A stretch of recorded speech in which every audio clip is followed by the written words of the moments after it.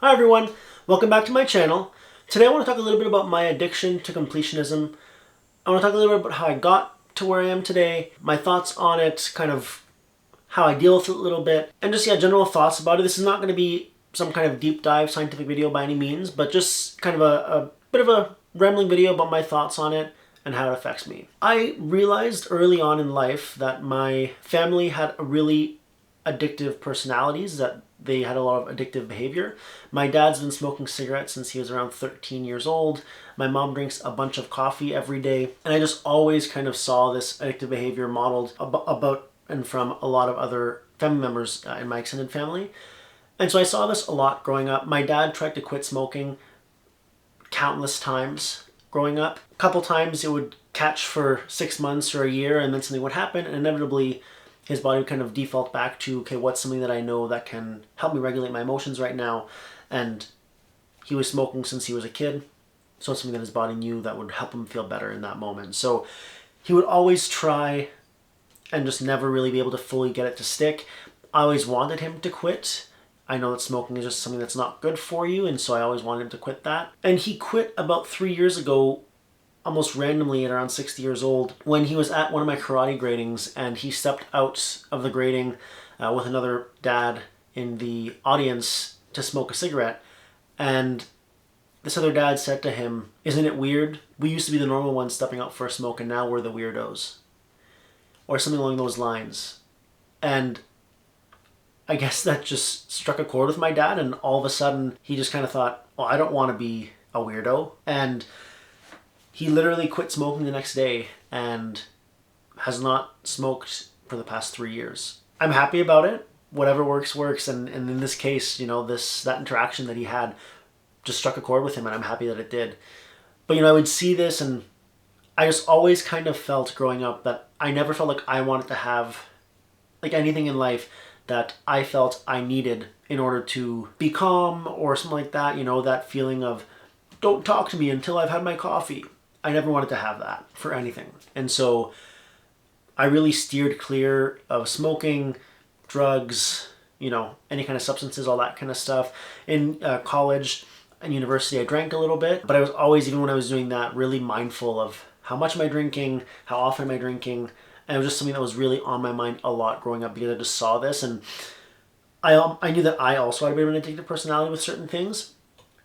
And so I was like, okay, I want to really be careful about these other, maybe more harmful things. And so while I was being careful about the more harmful things, I didn't realize that this other addiction was kind of building up in the background, and that's kind of what I'm wanting to talk about today, the addiction that I kind of developed to completionism. Now, obviously, as far as addictions go, this is something that's super tame, right? It's not something that's really harmful in any kind of way for your health or anything like that. So, I'm definitely happy about that. But it's something that I started to realize around like halfway through university, that I really had trouble dropping something that I had started if I didn't like it anymore. Even if I didn't like it anymore, I would feel like I had to push through it and finish it. It was the most evident to me when it came to reading books and playing video games. I really felt like whenever I was doing any of those two things, I had to finish whatever it was. If it was a book, I had to finish the book. If the book was a part of a bigger series, I had to finish the series if I had started it. For video games, if I had started a video game, I just felt this need to finish the game and complete the game and get the platinum trophy for the game, since I play on PlayStation. I just always just felt like I had to do it, to the point where there would be times where I would just like not play games or read books for months at a time, because I felt like if I were to ever read or if I was to ever play a game, it had to be this thing that I wasn't enjoying.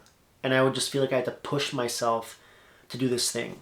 It started to get so bad that when I was reading, or even considering reading a book or starting to play a game, I would have to do all this research on it before I even considered actually starting it.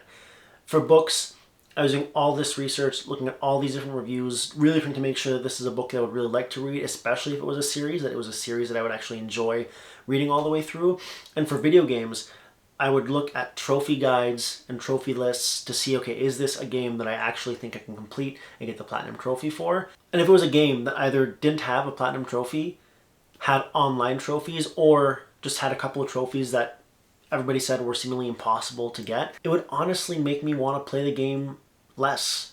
Even though it might be an absolutely incredible game that's getting tons of amazing reviews, I want to play it less because I knew that I would not be able to fully complete it and get a platinum trophy. And so all of these things were happening, and I was just finding that I was really putting in so much effort. And when I sought to think about why that was, it was because I felt like this need to complete the game or complete the book or complete the series. Eventually I started to realize that this was not just about books and games, that it was creeping into other aspects of my life. I absolutely love to-do lists. I have since I was in high school. Writing things on a to-do list, checking things off as you go, feeling that sense of completing that to-do list always just gave me this huge hit of dopamine. Same thing whenever I'm doing the dishes or laundry or cutting the grass or vacuuming, things where I can physically see things diminish. You know, when you're doing the dishes are becoming cleaner and cleaner, you can see that what's in the sink is diminishing, all that kind of stuff. Getting to see that progress and getting to see that or feel that sense of completion after I was done that. It was just happening over and over, and I kind of noticed that I was like almost searching for that in day-to-day tasks. I'm all for gamifying life. I really like to try and find ways to gamify life. So in some ways, I kind of like this about myself. It's a nice way to get around things, mundane chores like that. It's nice to be able to gamify them and feel a sense of accomplishment and, you know, excitement when you're done those things. But at the same time, in other ways, it was getting in the way of, like I said, some of my other passions, reading, playing games, all that kind of stuff, was getting away with my passions and hobbies that I wanted to do. And so it was a really, you know, it was something that I really felt mixed feelings about as I was realizing this more and more through university. And I think it really started to become clear to me when I would see friends of mine either just stop reading a book because they didn't like it, or, you know, try a game for 3 to 5 hours and say, yeah, this game's not for me, and just put it away and never go back to it again. And I would see people in friends of mine doing this, and I would just think, how can you do that? How can you start something and just not finish it? And it just seemed so foreign to me, like that's not even something that you can do. Like, how could you even try and do that? And it would be an exaggeration to say that I never ever stopped playing a game or DNF'd a book because I decided not to read it because I wasn't enjoying it. I did do those things, but I realized that whenever I did stop playing a game or decide to stop a book halfway through, I felt this like overwhelming feeling of failure in myself. That the fact that I wasn't able to complete this thing and I decided to not finish it, it just felt so bad. It just felt so bad. I just did not want to feel that feeling. So like I said, I would do all this research to really make sure that it was likely that I would finish that book or that I would enjoy that game and be able to finish it before even starting, because I didn't want to feel that sense of failure anymore. And in the past few years, I'll definitely say that I've gotten way better at reframing things in my mind, recognizing that stopping something that you're not enjoying, whether it's a book, a game, whatever it might be, a TV series, stopping something you're not enjoying, you're doing yourself a favor when you're doing that. You're not doing yourself any favor when you're pushing yourself to do something or partake in something you're not enjoying. And it's one of those things where, like, logically, I know that that's true, but the feeling that I still got was one of failure. But I've gotten way better at that, and like I said, I'm reframing that in my mind, which I'm really happy and proud of. In the past few years, I've definitely been able to just stop reading books halfway through, or to put games down and just say, okay, I'm moving on to the next thing. There are so many books and so many games that I want to play. The backlog is just never ending for these kinds of things. And so I've just realized that if you're not enjoying it, you really just need to put it aside and move on to something that you will enjoy, so you can get to it and enjoy it. And so I've definitely gotten better. I'm still reframing things in my mind. It's still not always there. There's still maybe a little bit of I wish I had finished that when I do decide to stop reading a book or stop playing a game. But it's way better than it would have been.